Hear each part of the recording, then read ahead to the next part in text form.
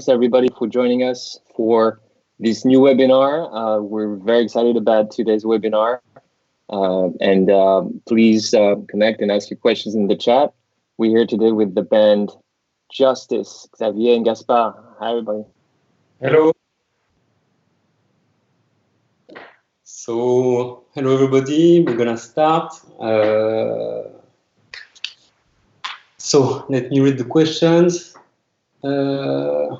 It's going too fast. Okay, how did you mix and master the Cross album? Any tips and tricks? We mixed it in our studio on a computer on Cubase. I guess at the time it was maybe Cubase SX3 or Cubase 4, and it was all in the box, and it was mastered by Nilesh Patel. Yeah, rest in peace. What VST do you use? It went too fast, sorry. It's going too fast. Yeah, we can talk about VSTs, yeah. There's a big difference in production when listening to the Cross demo versus the album, especially with the drum sound. Who got involved or what happened that enabled you to create that sound? Nobody got involved. It's just that we started making music in 2003. And so basically 2003 was really our first tracks, like Where Are Your Friends? And we've never like recorded any music before. And we didn't even have a computer. We bought our first computer in 2005, I think. And we just learned how to use a computer. So by 2007, when we mixed our first album, we just spent like just 2 years discovering how to do and trying things. And that's what makes a difference. We just got better. How do you chop samples? With the scissors on Cubase. I mean, by hand, yeah, but by hand on the computer, obviously. Yeah, we didn't like we used to use Akai S2000 sampler, but as soon as we started to use Cubase and found out that we could cut like the waveforms, we never got back on a real sampler. And the only times we use samplers now is when we make synth sounds with samplers. So let's say we record like one note of voice, and then we use that. We do that in a sampler, but we for proper samples we just cut them. So.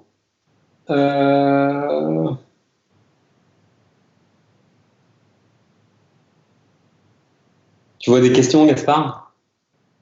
How do you get your bass sound? I guess that's what everybody is asking.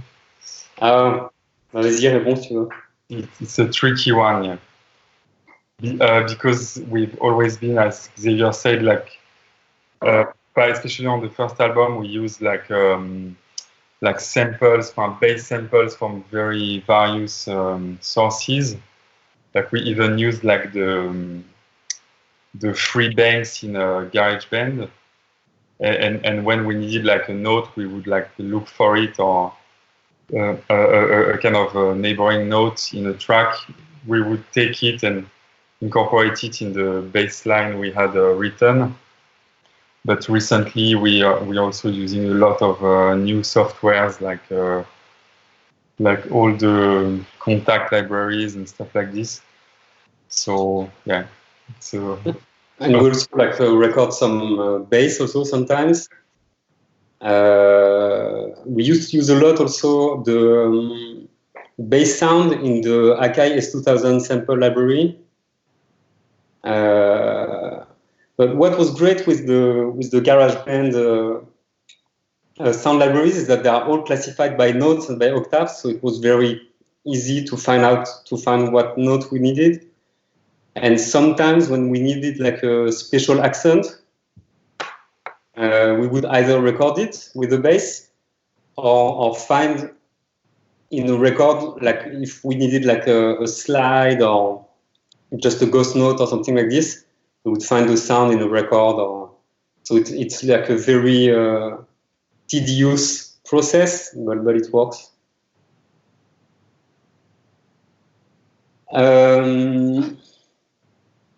Votre équaliseur et compresseur préféré et pourquoi? So your favorite EQ and compressor. For the compressor, there are two that we love. One is the default compressor of Cubase. And I think it works well because it's been designed to be used in Cubase. So it's simple and it works great. And a hardware compressor that we love is the ER660. And it's like we have a lot of compressors, but it's maybe the one that we. In general, it doesn't really matter if we. I mean, we mix some tracks completely in the box. Sometimes we mix completely out of the box, and it doesn't really matter for us. But the only thing, I think we love those two because like what the Cubase compressor does can't be made by a hardware compressor, and what the ER660 does, we haven't found an equivalent on a computer. And for EQs, we love the API 550 EQs. We love the Pultex, just the classic ones, you know.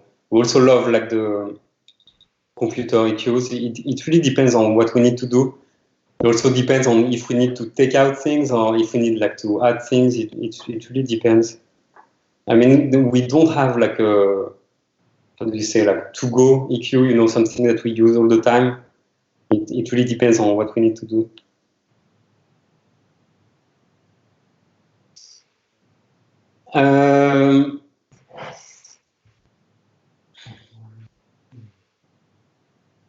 It's going so fast, sorry. How are you approaching the guitars? Mainly on Jamaica No Problem and Audio Video Disco. We love the kind of like plastic guitar sounds. Like for example, when I worked on Jamaica's record, I think the biggest influence in terms of sound was Surfing with the Alien by Joe Satriani. And I love like this record, and I love that you can really hear that the guy, I don't know if that's the truth, but like what I hear when I listen to this record is that I hear a guy alone in his like living room with just an Eventide. Maybe not even a guitar, like a guitar amp, you know, it sounds like very dry and very plastic. And I made this whole album with just a preamp, a left-right converter, and that was it. And that was a bit like the idea of this record was like to make like the lowest budget rock record, and also to get like this like very dry and plastic guitar sound, and we did the same with Audio Video Disco. It's really rare that we plug an amp. We generally go inline directly.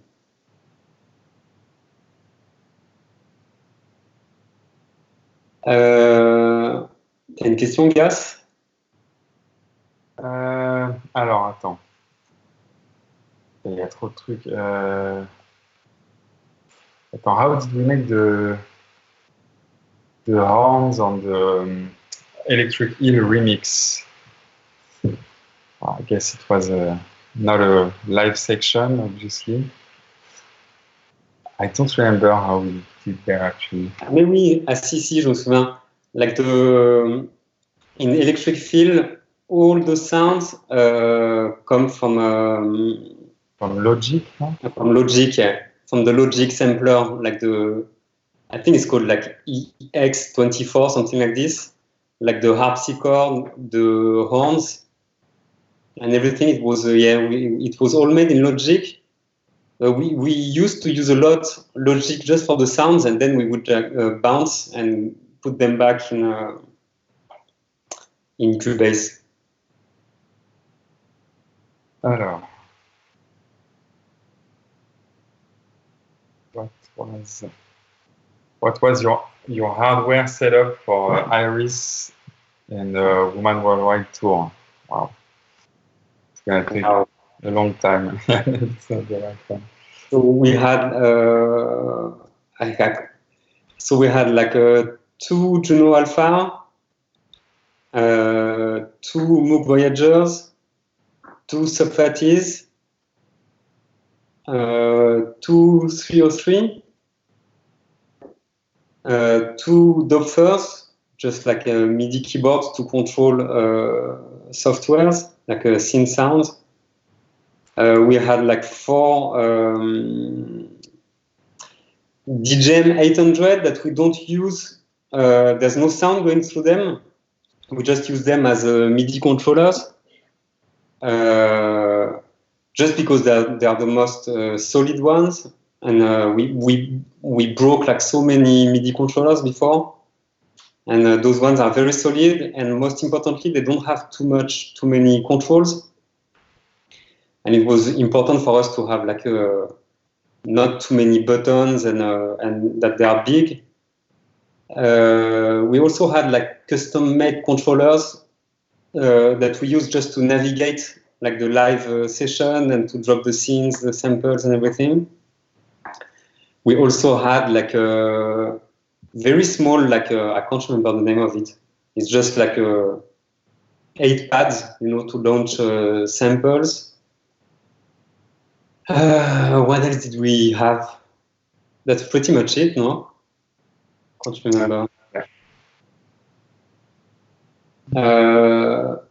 Do you think it's still possible nowadays to make an album like Cross and Audio Video Disco in regard to samples, copyright issues? Yeah, of course, because like apart from the few samples we cleared in our first album, and is there a sample in Audio Video Disco? I can't remember. No, like recognizable samples. So yeah, it's not a problem because like you have like to clear copyright things when there's like a melody that you can recognize, but as long as it's just like very short samples for texture, there's no copyright issues. I mean, there are a lot of samples in Cross, but you can't recognize any of them. I mean, sometimes you can like recognize the texture or whatever, but it's like untouchable. Okay. Can you talk about the ZZT remix? Is the snare from Billie Jean? Yes, I think it is. Tell us about Planisphere creation process. So we made a demo of Planisphere, I think in 2004, something like this, before we had a computer.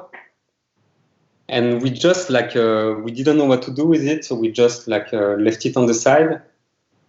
And in 2008, Dior Homme asked us to make the music for a fashion show.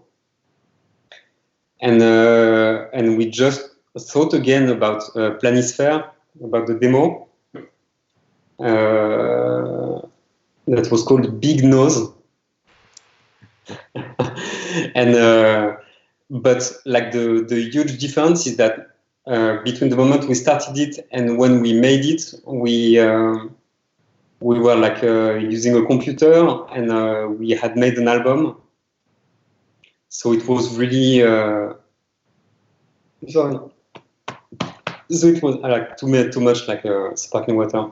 It was like the development of it was much more like easy, and sometimes it's good just to let like music rest for a while and finish it later.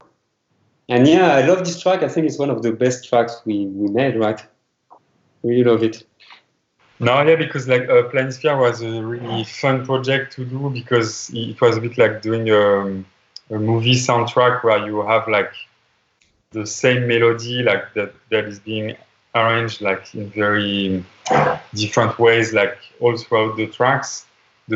And I saw in one of the questions like someone was asking who played the guitar solo at the end, and it's a very old friend of ours called Hervé Pouliquin, and so he was just like jamming on the end of the track, and we edited his solos to make something coherent.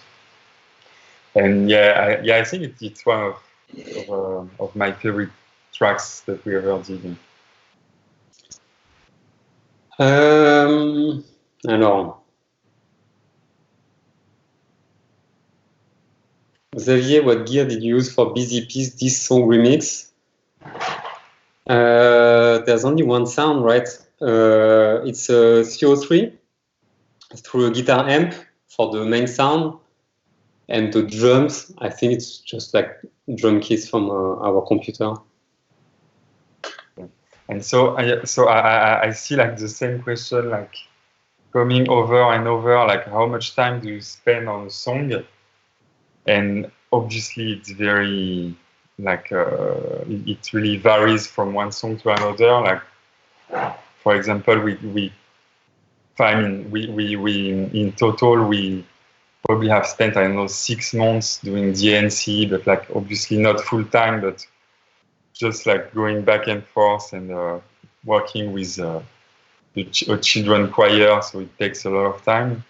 And also, for example, I don't know, like some songs we did in a kind of a rush, like audio video disco or Love SOS. They were made like kind of fast, but I mean like fast by our standards. It can be like 1 month, you know, but yeah, it really depends on the tracks. I see one. Dans votre processus de compo de Alexandre Mirbeau, y a-t-il un d'entre vous qui est plus cette idée musicale, l'autre plus geek à développer l'idée? So in English, he's asking if one of us is more like starting a musical idea and the other one is more like developing. It depends on the tracks, and we're very like it really depends, but no, generally it's a build up, you know, like sometimes, like it happened quite a few times that we start an idea because we are playing the two of us together, but most of the times it's just gonna be like one of us that's gonna just start something.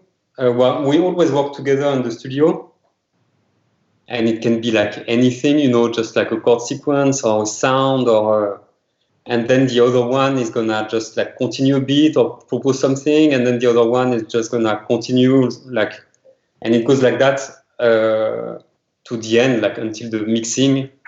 It's really like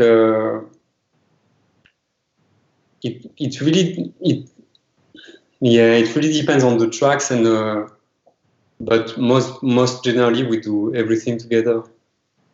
But it's more like having a conversation, you know, because it's never really like comment on dit figé. It's never really fixed, you know, like the idea we have of a song when we start it.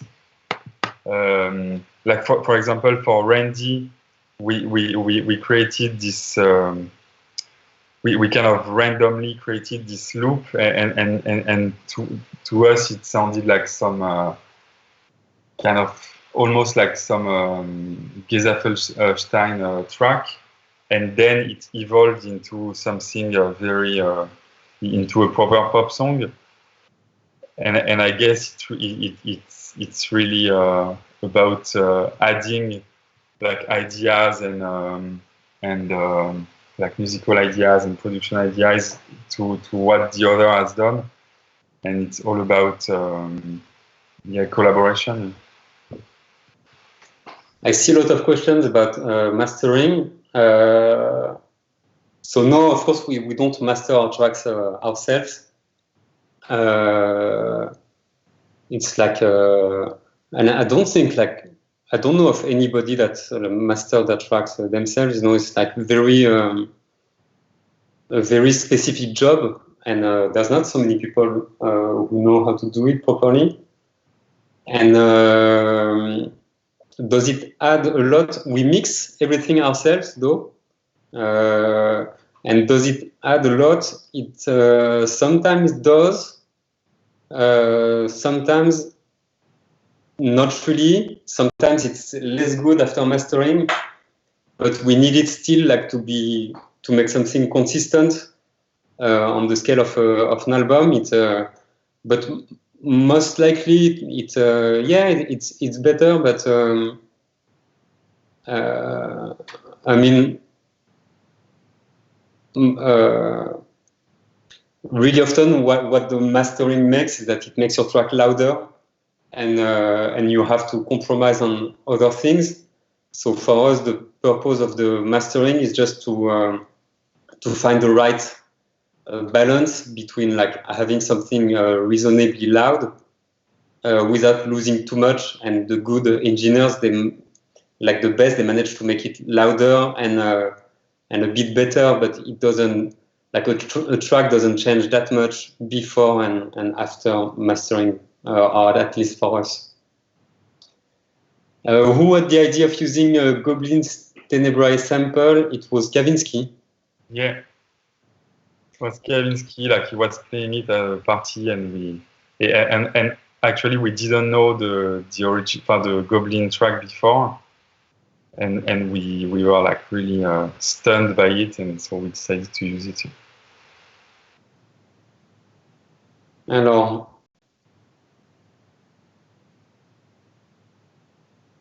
it's going so fast. Sorry, I'm trying to find a question. What plugins you use on the master chain of the album Cross? So it was a lot of compressors and a lot of distortion, just like chains.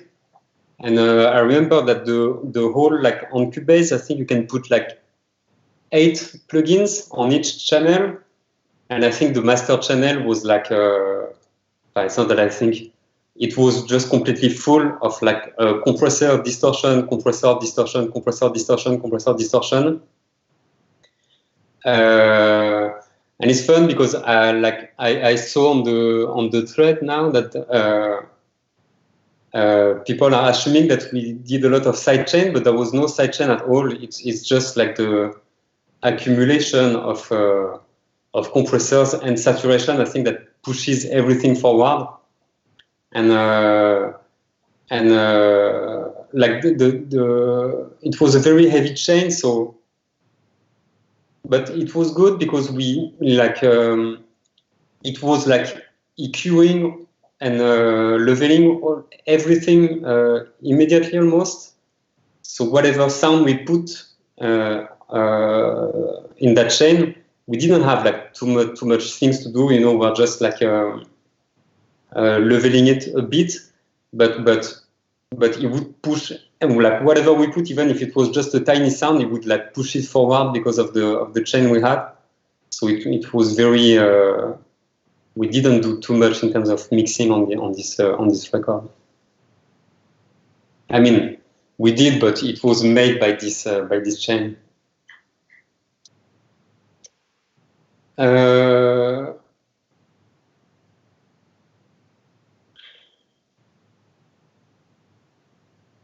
Une question, Gaston? Question Frank Ocean ou pas? Oui, on peut. C'est quoi la question, Frank Ocean? Vous produit des morceaux, Frank Ocean. No, did we produce? No, we didn't produce any tracks for Frank. we just made this Dear April remix for a party he threw in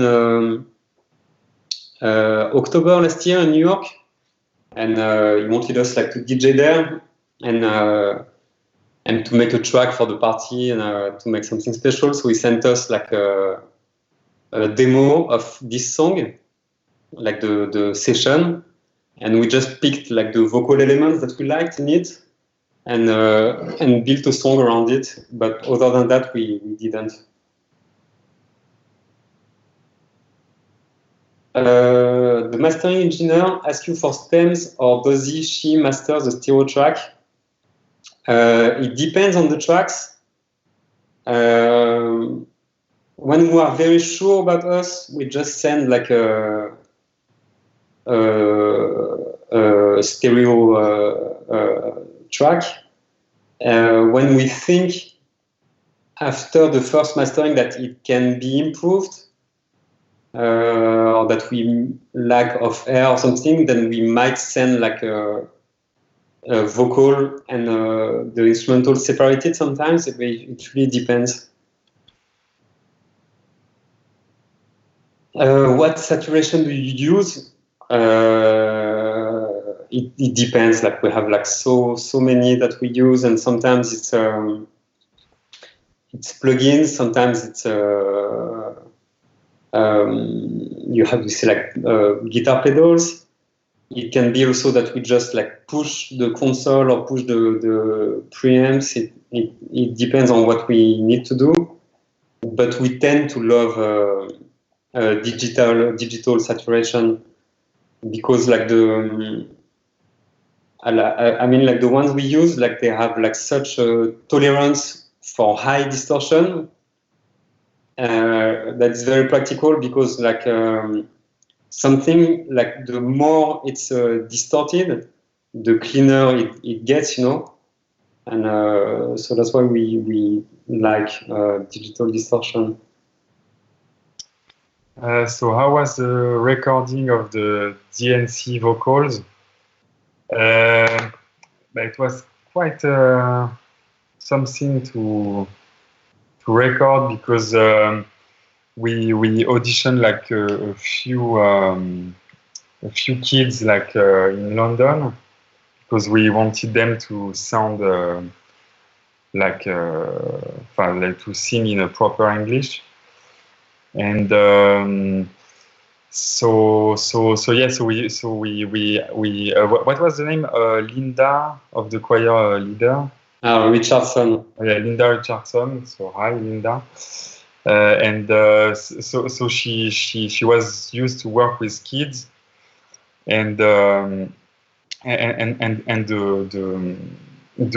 younger one obviously was the one that has the most like genuine voice quality, but they were all like almost singing too well. So when we were writing the scores, we added to the score some kind of shifts. So at some point they were so they can get a bit blue, you know, like not exactly sharp. And then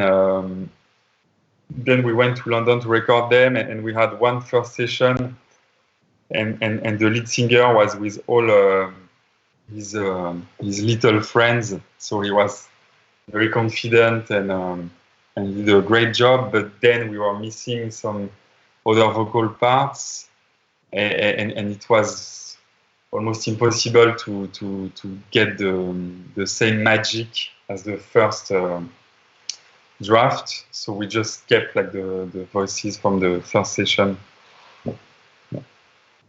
And then we had some issues with the way it was recorded, because they were like special mics. So yeah. Yeah, it was like it was recorded in I don't know why they did that. Like the mid and the sides were separated, and we had no idea about that at the time, how it worked, mid and sides, and so we just like put everything we had in the computer, and and so the vocals were out of phase. But we had already bounced it, or it was like so complicated. Yeah, I remember that. It was a nightmare. It's going so fast, sorry.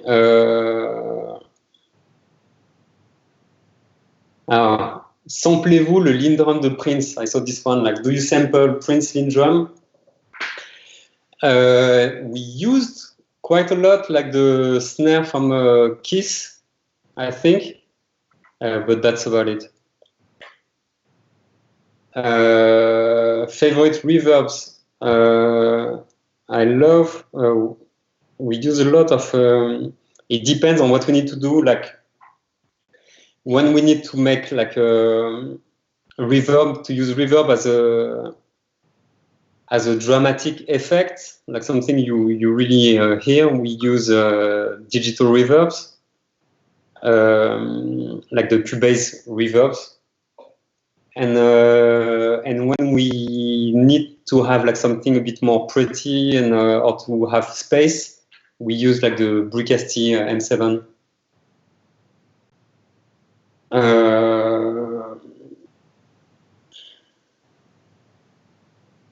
Do you use real instruments before producing ideas? It depends on the tracks. Like as Gaspard said earlier, like sometimes we start like from a digital ID. Like for example, I don't know, like Randy or Chorus or Stress started because of like something that we made in the computer. But sometimes we start like with real instruments like Safe and Sound or DNC. It really depends on the track. Which guitars did you use in the Audio Video Disco album? We use two guitars. We use Jackson Randy Rhoads, not because it sounds good, but because it was a teenager dream, like to have like this guitar. So I bought one, and we use this one a lot. And also like a Velino. It's like guitars made of aluminum by a guy in the US since the 60s. And he used to work for the NASA, and he made like a couple of hundred of those guitars, and it's like, I think it's like the most beautiful thing in our studio. You have the last one ever made, yeah? I don't know, but maybe he made more like a synth. Huh? I hope so.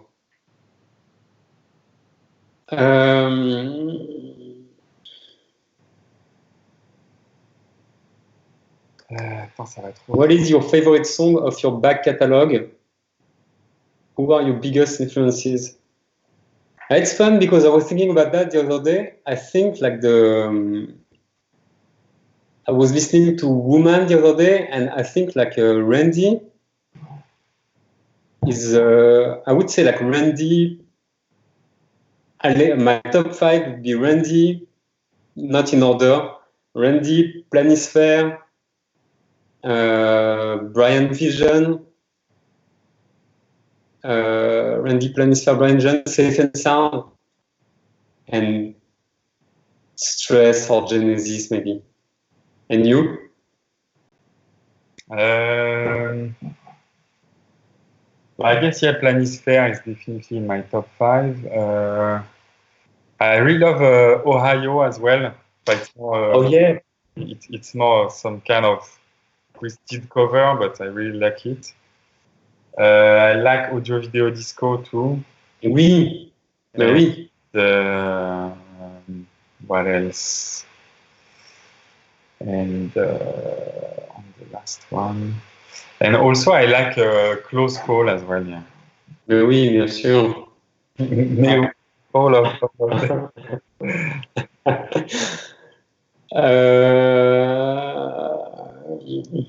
No, but it's funny because obviously, like we never really, we are not listening like all day long to our previous records.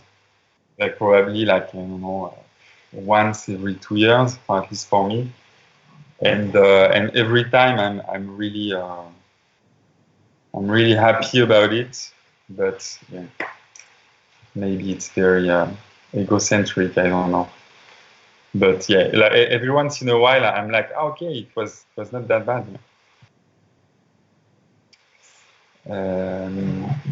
Who designed your logo?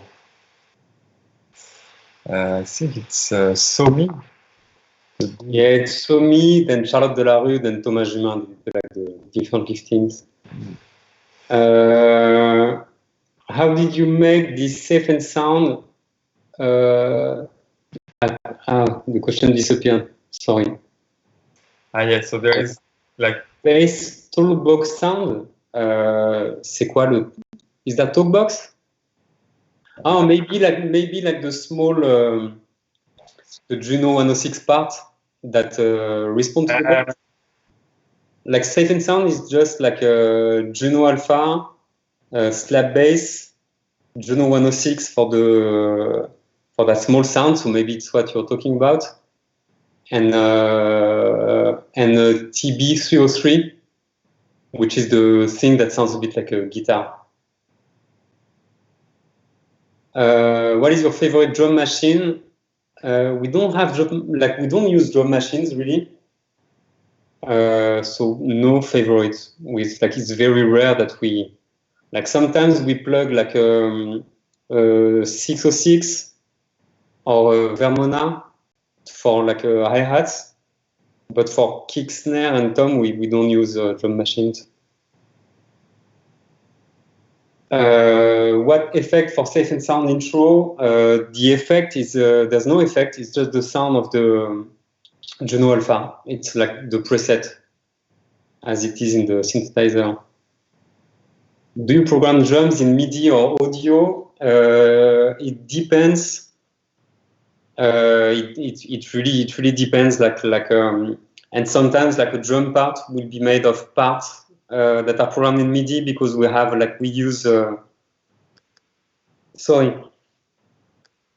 did like a sample banks in Battery, native instrument.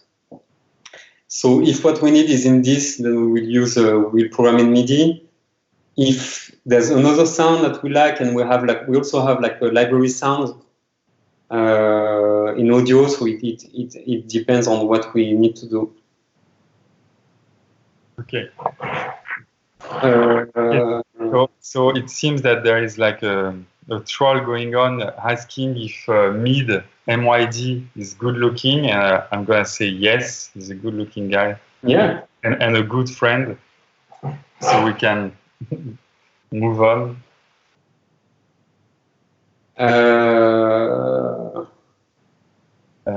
What else? Synths used for Genesis, Phantom, New Jack. I can't remember, but they were like most likely Cubase synths. There was no. Did we use and maybe a Juno 106? Maybe it was the only synth we had at the time. Oh, and a Korg Delta. I think at the time we just had like a Korg Delta, a Juno 106, and a software synth.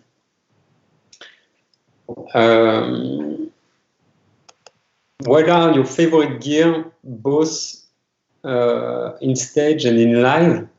Or maybe you mean in studio and live?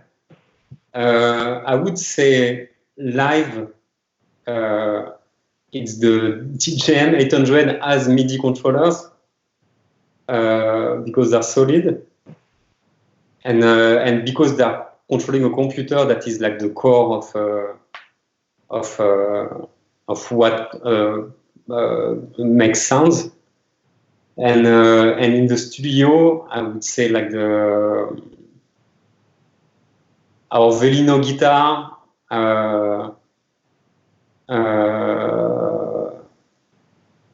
our ears 660.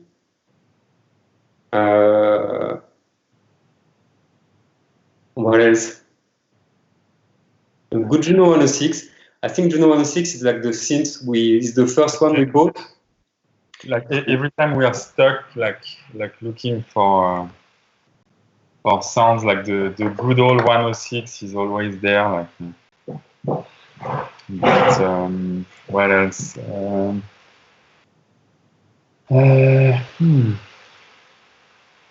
Well, that's it. Huh? Yeah. Ok. Qu'est-ce qui se passe? Tellement vite, sorry. Ouais. Quand tu cliques sur la barre, ça s'arrête après. Ah ouais. Scroll, là.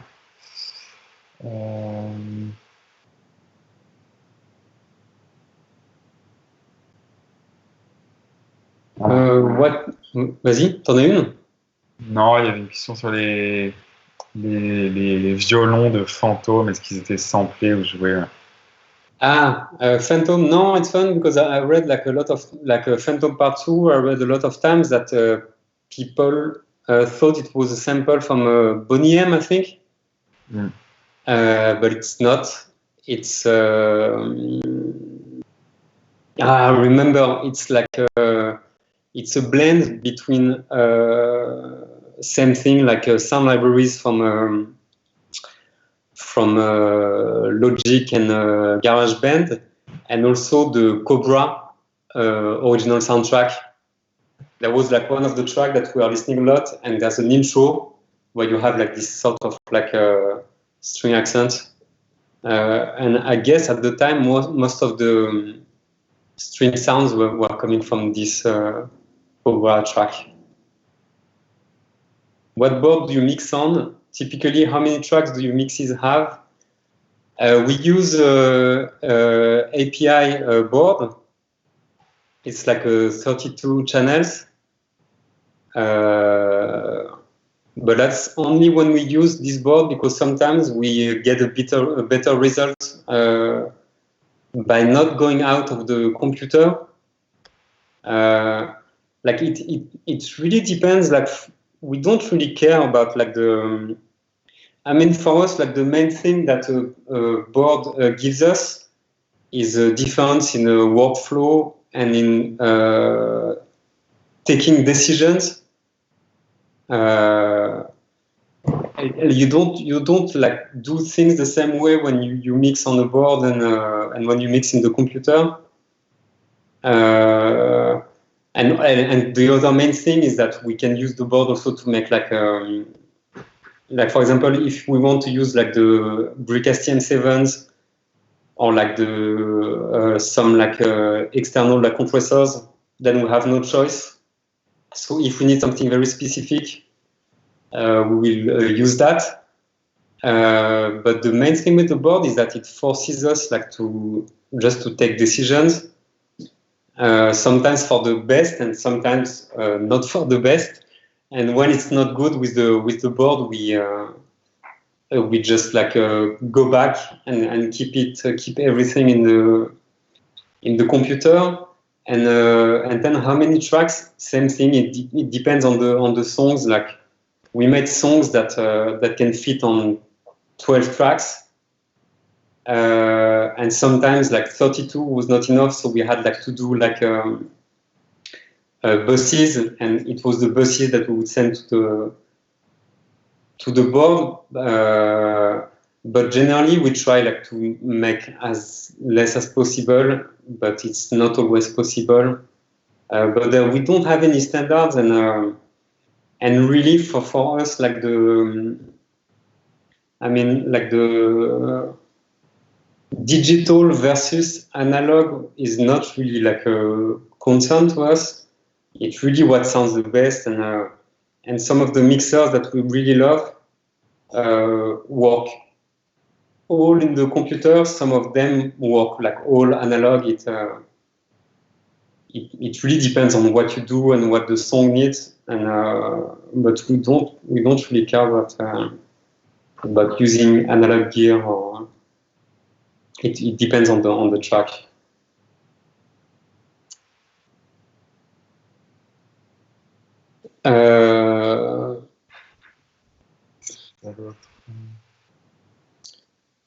Quatrième album, fourth album coming. We just like started working on it before like the virus happened on the planet. So we're really like beginning. But yeah, like it will come someday. Alors. Gaspard, tell us about your next album. Yeah. So like, thanks to the confinement, I might be able to finish it very soon. So yeah, there's something cooking. Someone is asking if we put a lot of things on the bus, or if we use a lot of buses, and if we put a lot of treatment on the bus and on the tracks. We tend to do buses for practical reasons when we want to use like the board. But other than that, we don't. We generally put like a heavy chain on the master, and I don't put too many things on the split tracks and on the buses, because like we tried that, but like the thing we noticed with that, and that was not working for us, is that when we use a lot of things on the buses and on the tracks, we are always feeling that our mixes were like, I mean, when something was sounding good and then we would change just one thing, like it was like crumbling, and there was like too many parameters like to control, and it was very difficult like to go back and forth and to take like radical decisions for us. So we got back like to heavy master chain and not too many things on the tracks. So then we can navigate more easily in the mixing. It's like it works better for us. What about sample packs? Yeah, I heard like people told us that a lot of musicians are using sample packs, but it's not really our thing, and I can't talk too much about that because I don't really know how it works. But if it works like I imagine it works, then it might explain why like a lot of the electronic music sound the same. Because I imagine like if like 1,000 people buy the same sample packs, then 1,000 people will inevitably make like the same tracks with the same sound. So I don't know. We got to investigate. Like I don't really know how it works.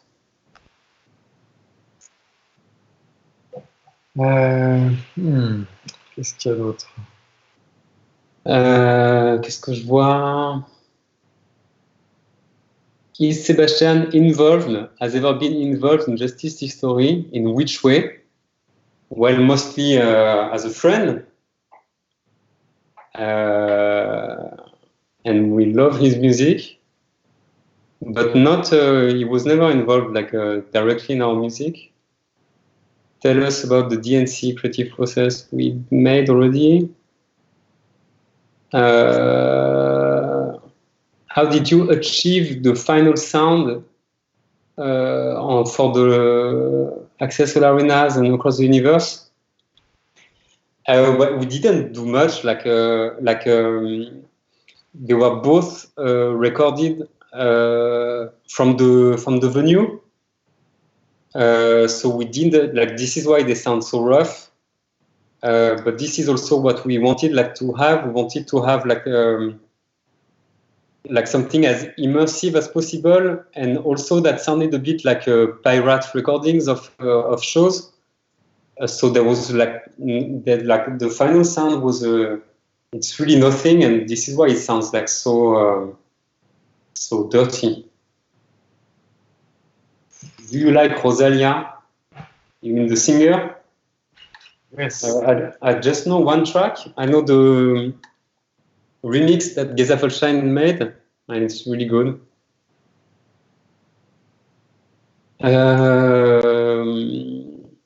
How did you learn mixing? Do you share techniques between artists at Headbanger? I mean, we didn't learn mixing, and we're still like learning, of course. We just made the tracks, and But I think this is what is great with mixing, is that it's very how can you say that? I mean, like, the sound is something very subjective, and it's also very like peculiar, and it works with a lot of idiosyncrasies. So it depends on the type of music, but for the music we make, I think it's not really a problem that we mix them without being like proper mixers, you know. I think we're good at mixing our tracks. I don't know if we would be good at mixing other people's music, and that's maybe the difference between like a proper mixer and us, you know. And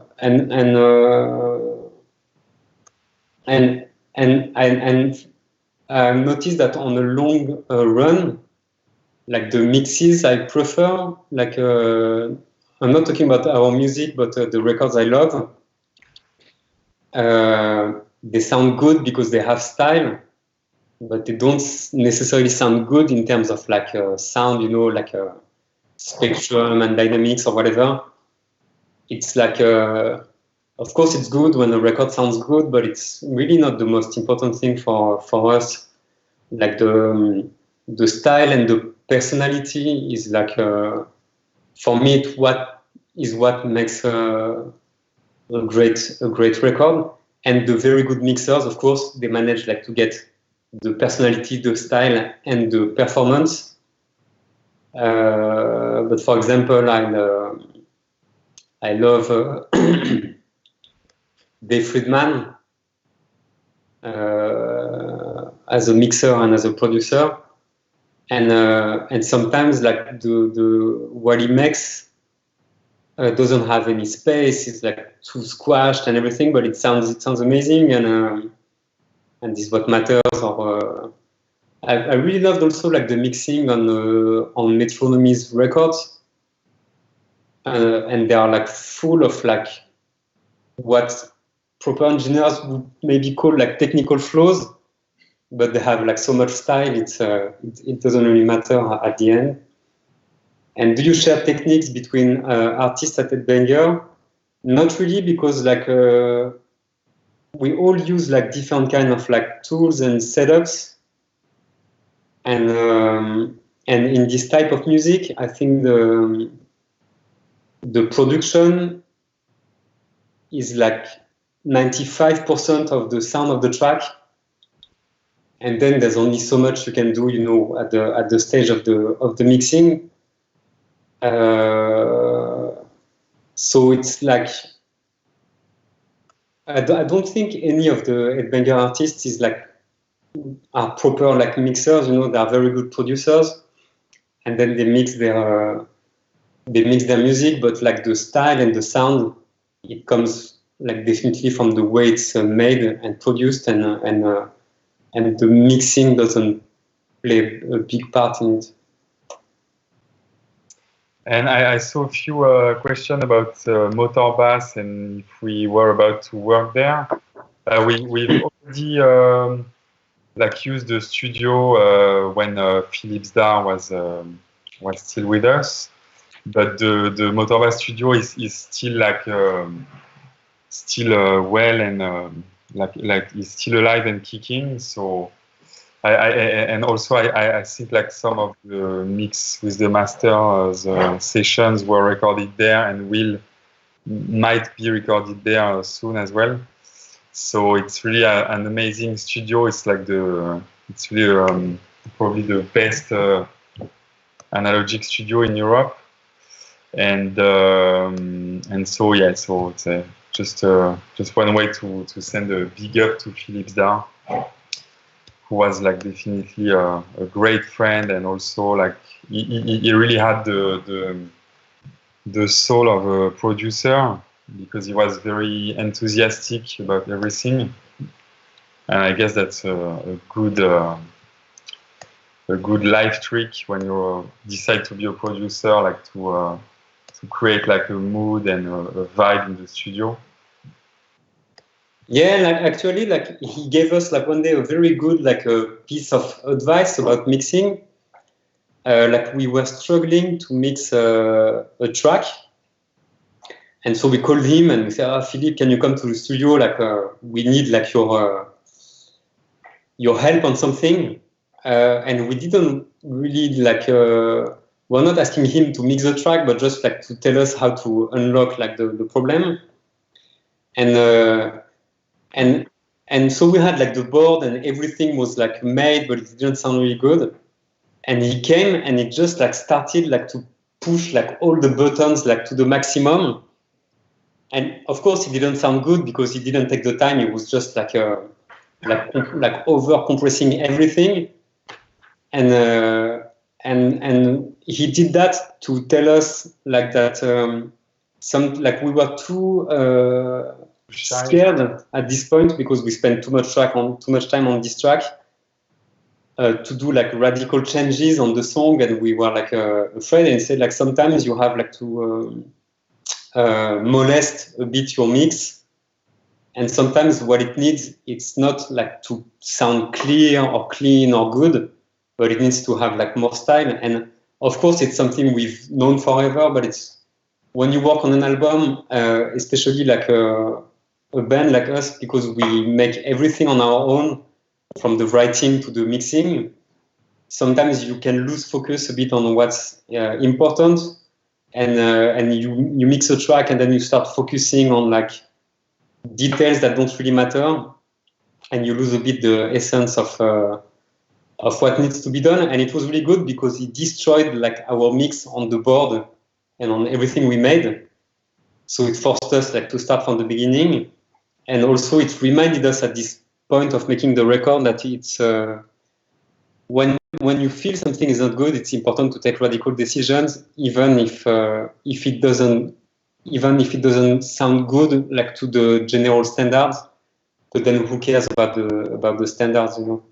And I think our like first album is a good example of that, because it doesn't sound good in terms of like sound engineering standards, but at the same time it sounds good, you know, like we see a lot of people using like tracks from our first album as reference tracks, for example, when they set up like PAs like for live venues or festivals. And we are always surprised because those tracks don't sound very good, but I think they have like so much style. Not so much style, but they have a style that makes people really enjoy them, and that how do you say, like that transcends a bit the questions of like, does it sound good? Does it have do I have enough like 30 hertz or whatever? At the end, it doesn't really matter, and that's not the point. Plage 1 is asking, I have a lot of loops that sound good, but when I make a track, it sounds flat. Do you have any tips to structure a track? Well, one thing that we do a lot is that we focus on making like what's gonna be like the climax of the track. And so we just like make a loop also. And when we think we have like something that's good enough to be the climax of the track, then we go backward and just like strip up elements to structure the track from the climax to the intro, and then you just like finish it and it works.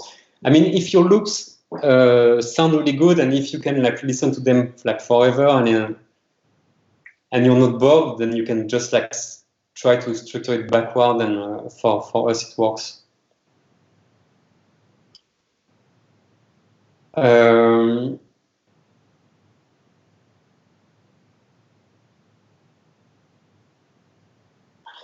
What advice can you say to young artists? And then I see another one just below, that is, quels sont vos platines pour vos DJ sets? Ah non, sorry. It was for the live show. What for the young, I don't know if we can give any piece of advice, because I think we feel we've been very lucky. And luck was a huge part of Justice, because I think we were lucky to meet each other to start with, and it was very like circumstantial, you know. And we met. I mean, like everybody, you know, you meet someone and you have like one chance on a million to meet that person. And then we had like the luck of like wanting to do the same kind of things, but having different type of like influences.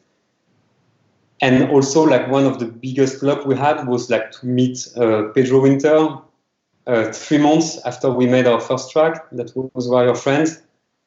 At the moment he was like starting at Banger Records. So like basically we had this luck to never like have to wonder like how to get in touch with a record company, or we never had like to send a demo to a label. So like everything, like the beginning, like the start was perfect, and also we were lucky that the first track we made worked well, but didn't work too well too quickly. So it gave us time like to progress and to make things and to try things without having pressure. So yeah, like our like story as musicians has been like so intricated with luck that it's very difficult like to give an advice. Like the only piece of advice, or the only motto, or the only thing like we had, like the main thing, and that is working for us, and that I would like recommend, is like to make something as peculiar and specific as possible. I think that's the most important, and this is also what we like when we listen to other people's music. Is I always love it when I hear something and when I can know immediately like who made it, and it's one of the best quality of for a musician for me, because I think it works on the long term, and it's one of the most difficult thing to achieve and to do, because like you can like make a hit or whatever, but if there's nothing like specific, I don't know how long it can last, and I think we're more like keen on liking things that are maybe not hugely successful, but that can develop over a long time span, than things that are like a burst into success, but that you forget like very easily. I don't know, Gaspar? No, but the thing is that because like we are not that old, but we grew up at a time where there was no like no streaming, like no. So when we were listening to music, we had to buy CDs back then, and obviously like my point is that when you have like too much like music going around, and that you're being a bit like polluted and influenced by too much stuff, then you get a bit lost, and it's kind of hard to figure out what you like, and I guess when you're in your like formative years, it's good to maybe. I mean, I'm just talking about us, because it was kind of easier for us to get obsessed about something, and and just the fact that we didn't really know what was happening in other cities and stuff like that. I mean, we didn't grow up in the 50s, but we didn't grow up in the 50s, but still, it's. To me, when I listen to music today, it's harder to make the difference between the different scenes, because like it's such a global music trend, you know, that it's hard to come up with something fresh and peculiar. Yeah, I guess that's probably the hardest thing to do today. I see like a mix with the master, like a question, like what do we use for monitoring? NSTEN for sure, he says, but do you like to produce on something more easy? We don't use NSTENs. We have like 3 sets of speakers in our studio. We have like a first generation of a Barefoot MM27 that we've been using since since it exists. We have a pair of Key. Key, it's like KII, as like mid monitors, and it's really good. And a small like radio tape that we use like a lot because it has like like everything that resonates bad is like 10 times worse on this radio, but otherwise it sounds really good. So it's not tiring, and it makes us like realize what's wrong quite quickly. So with these 3 we are good, and I think like the place where our studio is like it's not a real studio, so it sounds like very peculiar. And I think the most important with those monitors that we are used to them, and they have a lot of flows, not the monitors in themselves, but the way the monitors are like set up in this room, and the fact that this room is not a studio, so it doesn't sound like proper. But I think the most important is like to know your monitor. I mean, it's like cliche, but it's the truth. Is to know your monitors and to be used to it, and to know how the flows translate in real life. And what we would like to do and ask to our like a studio guy like to make is how to use like the monitors of a laptop as a reference monitor. That would be good, maybe to replace like the radio tape. It would be amazing to have that, you know, because like it's like the ultimate reference for me, or maybe like the speaker of an iPhone. But it would be great to have that. It would be like the ultimate studio monitor.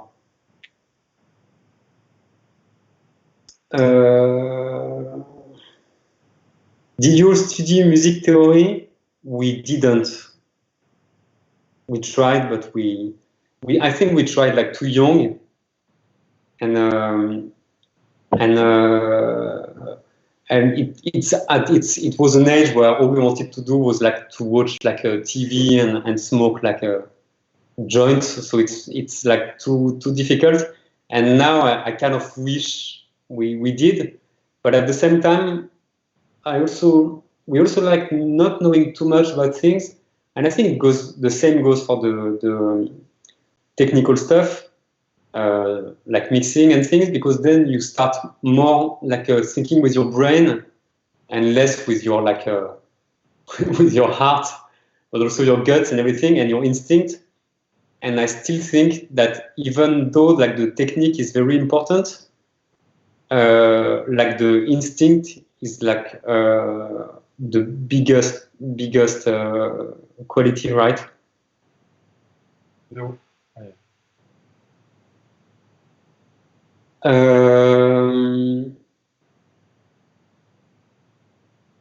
Okay. What phaser plugins do you use? We love the UAD MXR, so it's not a phaser, it's a flanger, but it sounds great. We have like how is it called? Sorry, I have like a memory hole. Comment ça s'appelle, tu sais, le gros phaser qu'on a là? Mutron. Ouais, c'est ça, Mutron phaser. And we also love like I don't know the name of it, but it's like the Wave. It's in Wave, but it's not like a fancy plugin. It looks really bad. It's like all gray. It looks like it's been made in the 80s. I think it's called maybe, I can't remember that, but it's like a wave chip phaser. How did you find your musical identity? What is the sound of another artist that you would have liked to produce? I think at the beginning, like in terms of sound, like the two biggest influences, or maybe the three biggest, I don't know. Like in terms of like distortion and everything, it was like really like, and like lo-fi. It was like, for example, Waters of Nazareth was really trying to sound like Zongamin. It's like a Japanese English band. They were signed to Excel Recordings, and the White Stripes, like tracks like Blue Orchid. You know, it was like this type of moment, and it was really like the whole like first album era was really trying like to get this kind of like feeling that you had on those records. You know, like something rough, something very lively, how do you say? You know, but at the same time, like because we are making a different type of music, it was also like digital and a bit slick and everything. But it was really like the two bands in terms of sound that we really loved, and also at the time, like the first Jackson and his Computer Band album and the second Mr. Oizo album, Moustache, were also like very big influences because they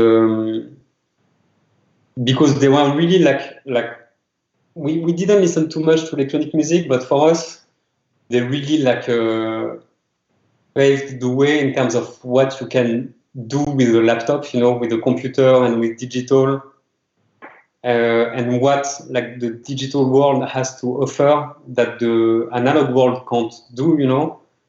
So I would say, yeah, Jackson, Oizo, White Stripes, and Zongamin. But we wouldn't have liked to produce them because they sounded perfect as they were. T'en vois une, Gaston? About digital. Oh, we answered that already. C'est quoi vos to-go en VST? Vous utilisez Serum. What are your go-to on VST and you use Serum? We don't use Serum.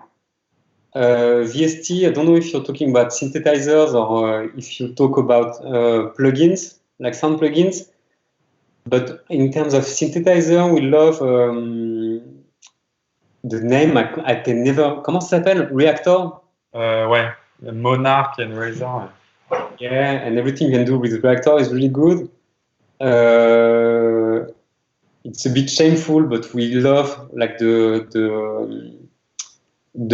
basic like Cubase VST and also the Logic ones. They sound really good, and they have amazing sounds. Like digital mellotrons work well too. I mean, like between like a real mellotron and the M-tron, for example, or even the Arturia, like I can't really tell the difference. Like for me, it works perfectly. And then we like for synthesizer, we tend to prefer when there are VSTs that don't try to imitate the reality, but when they have like something proper digital, you know. And for plugins, I think the ultimate VST is Quadraphers, you know, it was like this distortion on Cubase that we didn't really use as a distortion, but more on the master bus, as we explained earlier, you know. Like we had like 4 of them stacked in our chain. Because if you put them and you leave the distortion at 0, it just works as a great like compressor, limiter, you know, it pushes everything forward. So it's good, but it doesn't exist anymore. And yeah, I see a lot of questions about micro sampling. And basically, it's just a fancy word for like very short samples, you know, like. And I guess this is what was peculiar with the sound of our first album. just because like people didn't. It was kind of hard to grasp what was sampled, what was played, what was like microsampling.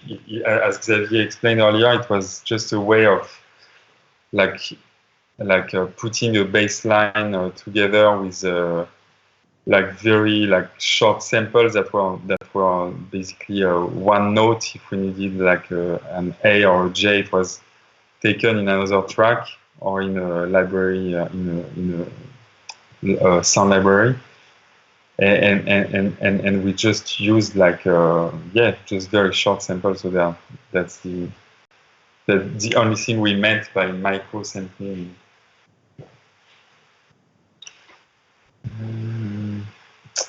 Have you ever done psychedelics, LSD, mushrooms? If so, has it affected your music? Well, I don't think it affected our music directly, but it certainly did affect the way we understand music and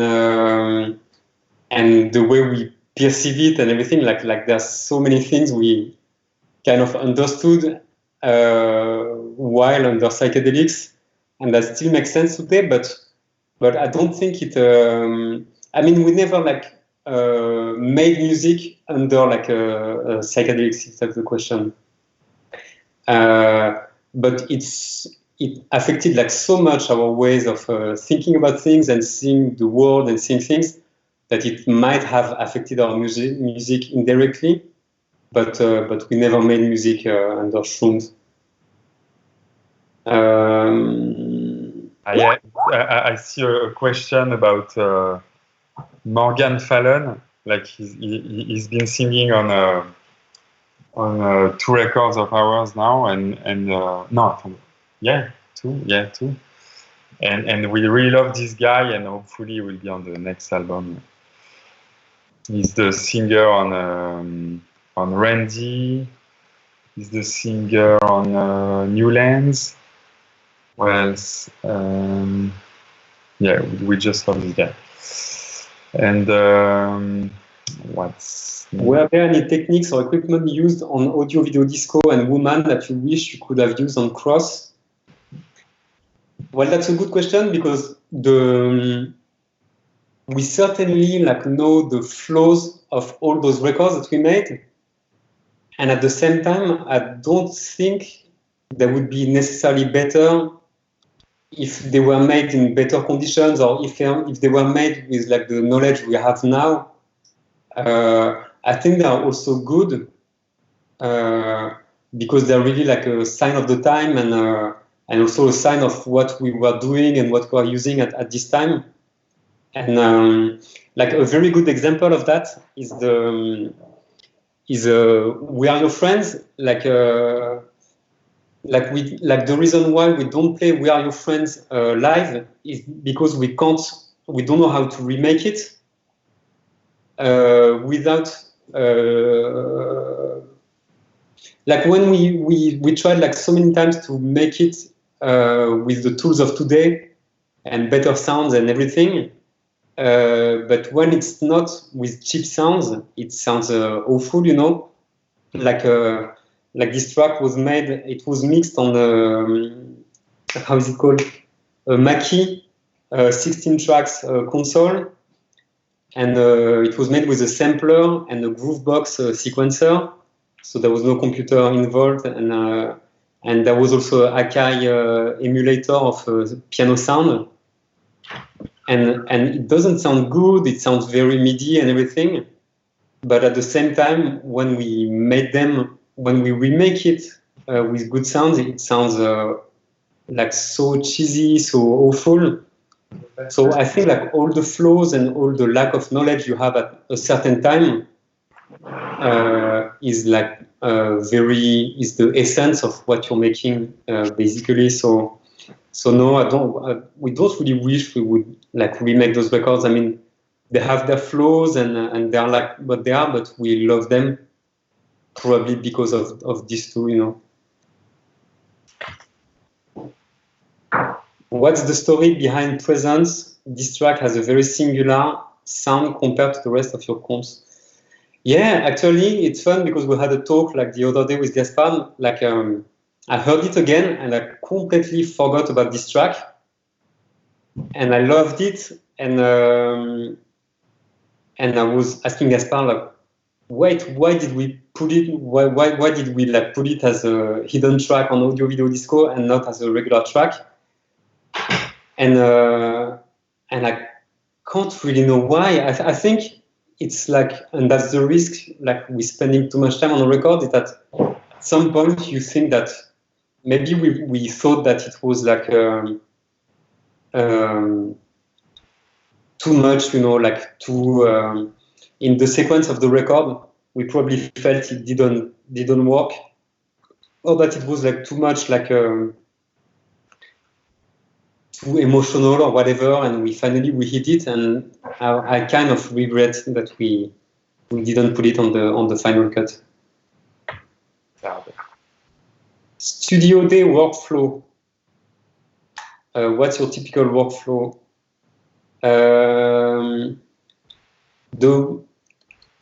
Like the workflow is basically divided. Like when we make an album, it's like divided in two big parts.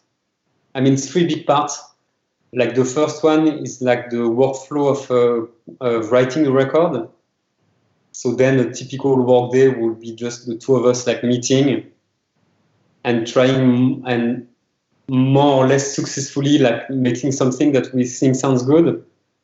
So in most case scenario, it will be either us like in most case scenario, it will be like either me or Gaspard like playing something and then just like bouncing on each other's ideas. And then when we have like enough of those moments that we like, then we start like to produce them. So it will be like album second phase, where we start like to record things, to structure the tracks, to start like writing like the vocal melodies, all these kind of things. And then third phase will be like to actually like finish those tracks, write the lyrics, which is like one of the most difficult like part of the recording, finding the singers, trying things and everything. And then this is the phase where we start like working like 14 hours a day, because we can be quite relaxed until this starts. And then the mixing is like the worst part. It's when we spend like 20 hours in the studio. Although we know it's not good because after 8 hours, you can't like hear anything any longer. But this is like the most like stressful part. And then we are still like together in the studio, like from like 10 a.m. to like 4 in the morning, something like this. Sometimes we would sleep at the studio. But yeah, no, that's it. Pretty much workflow. I don't know if I answered like the question correctly. Yeah, and there's always a good meal in between. Yeah, it's true that a good workflow is like good meals at home or outside. Do you use limiters live? Do you keep dynamic?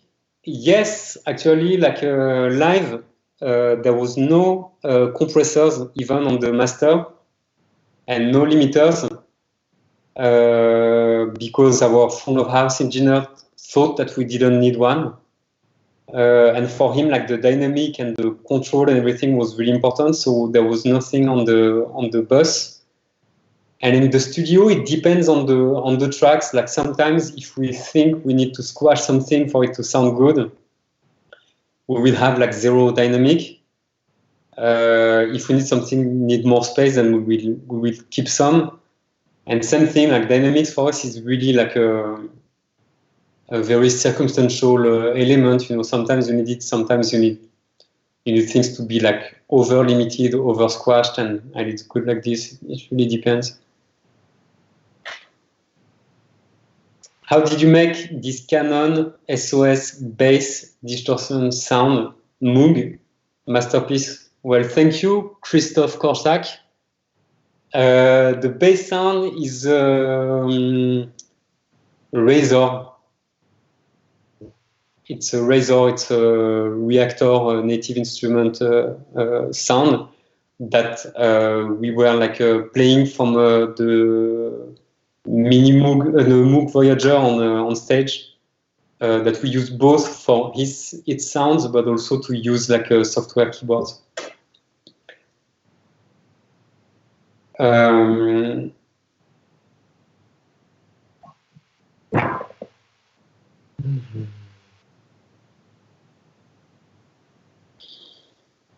Sidechain comp or editing, how do you cut your instruments so much?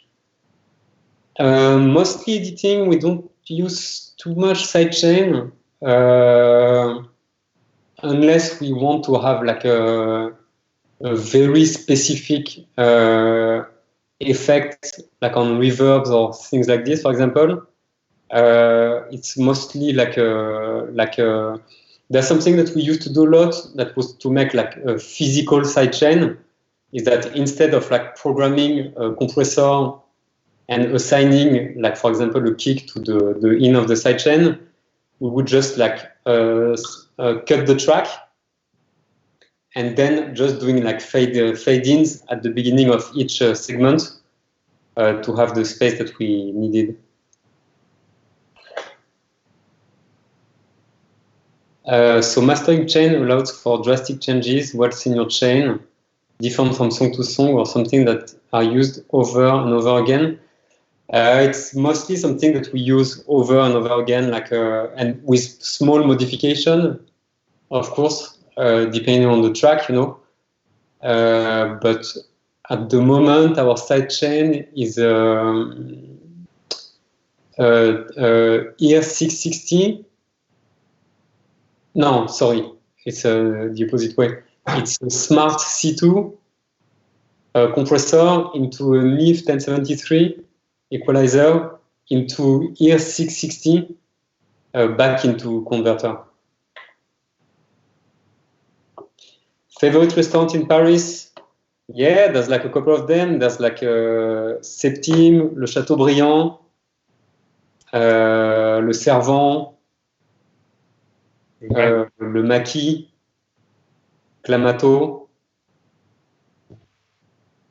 What else? Double Dragon.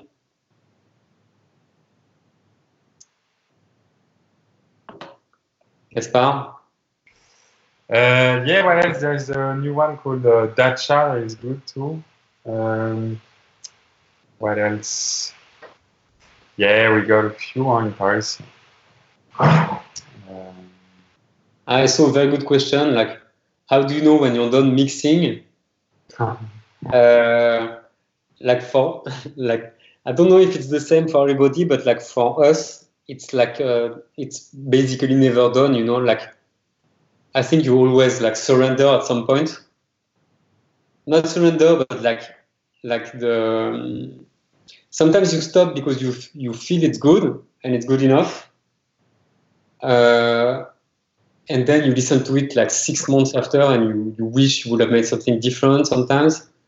Or the opposite happens a lot too, is that we mix, like we make like, I don't know, like sometimes like 60 different mixes of a track because we feel there's a problem or we're getting obsessed over something. And then 2 months later, you listen to the different versions and you don't understand why you made like so many different versions. So you never, like we never really do, you know, sometimes you feel it's good and you just like send it and for the best or for worse. What is your favorite Justice remix that you have done for another artist?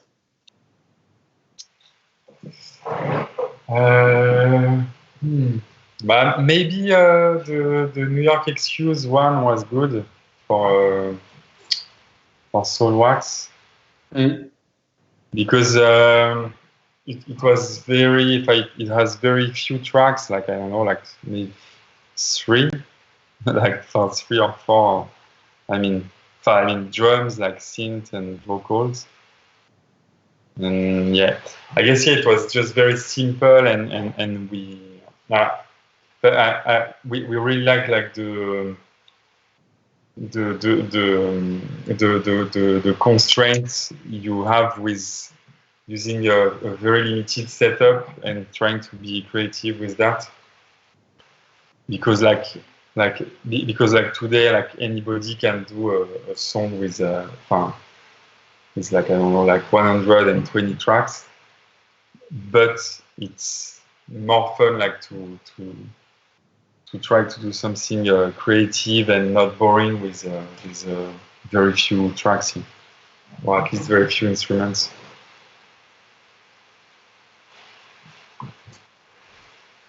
Est-ce que vous avez encore le temps pour une ou deux questions? Yeah, okay. Yeah, let's do like a couple of more questions. One or two questions? Yeah, sure. Allez, let's do some like I can see that some people are frustrated because there's no really like a technical question. What makes you decide to be in a track is if we don't like it, or if we don't feel it's good enough, or if one of us doesn't like it. But it's very rare that we finish something that we think is like 99% of the time, if we go to the end of a track, it's because we like it.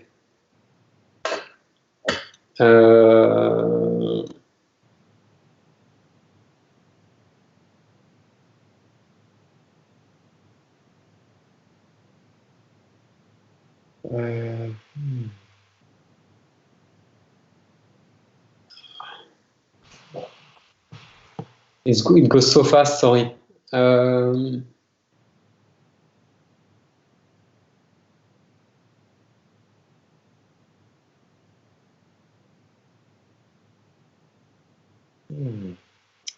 T'en vois une, Gaston? Attends, je regarde. Qu'est-ce qu'il y a? What are your favorite instruments like to play with? In the studio, we use a lot, not on the records, but like to write the records. Maybe our like Lucky Charm, and the one we prefer is like we bought a Wurlitzer 200A in Japan. It's cream and it sounds amazing, and this is something we use a lot. I think it's like something we will never like part with. It's like so difficult to find a very good Wurlitzer that I would say this one. Yeah.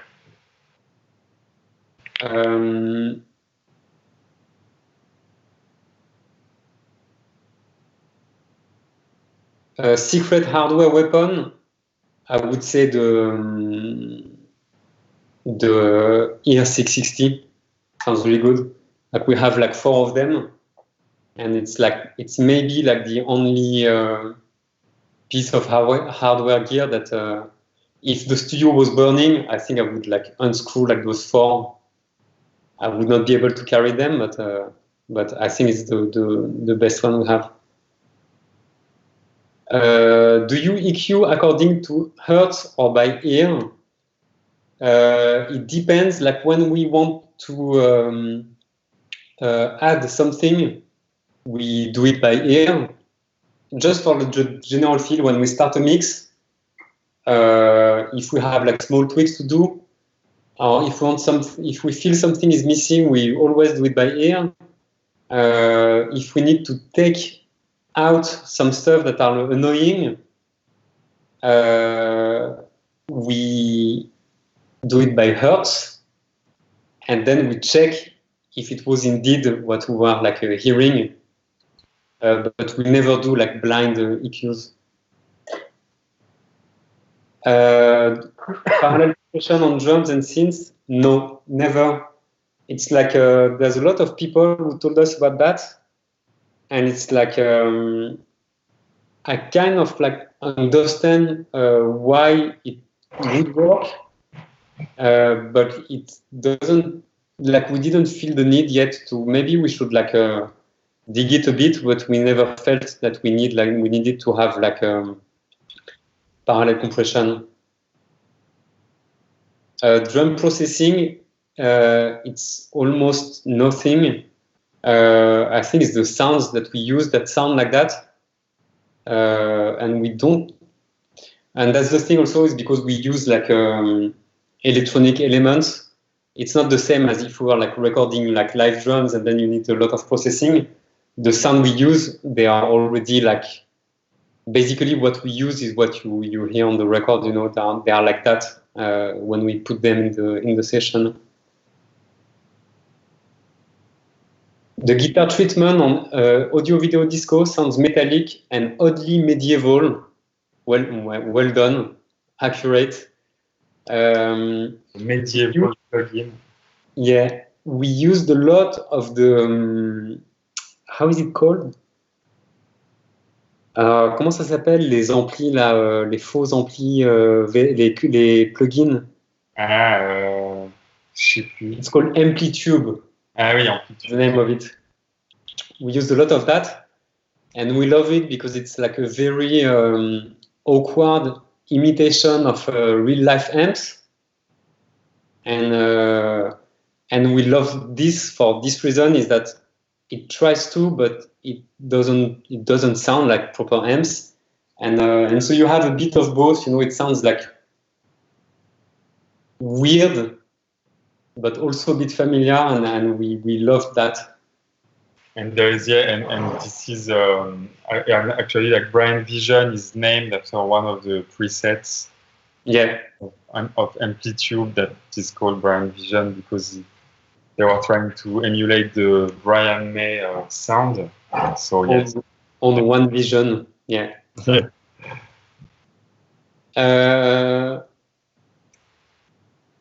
How do you sync lights in your live? It's not synced. It's triggered by hand by our light engineer that's called Lewis, and we've been working with the same guy for like since the beginning now, since 2007, and he refuses like to sync anything. So there's no time code. There's nothing. It's by hand, all by hand. Where do you get your kick sounds and snare sounds? We don't get them, we make them, and all the sounds we use, like they're really often like a bounce of a bounce of a bounce of a bounce. It's like we use it in a track and it works, then we use the same in another track, but it doesn't work, so we add something on it. Then it's good, so we bounce it, then we use it on another track, and it's not like doesn't work, so we're gonna add something on it again.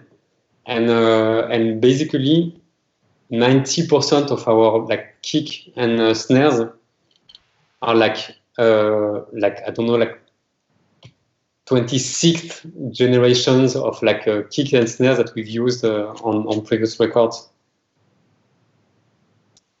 We can take one final question if you want. There's like a million of them. I don't want your brains to be fried by now. So the last question, Echo, can I meet you?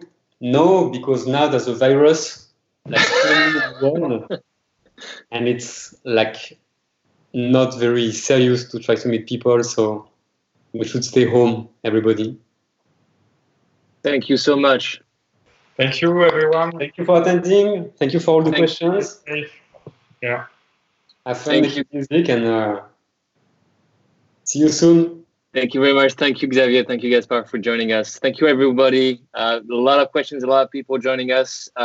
We all on lockdown. Please stay home. Be safe. Every day we'll be doing more webinars, but this one was very, very, very special for us. And thanks again for doing it and joining us online during those times. And thanks, everybody. Stay online, and we'll see you soon. Thank you very much. Bye. Bye-bye.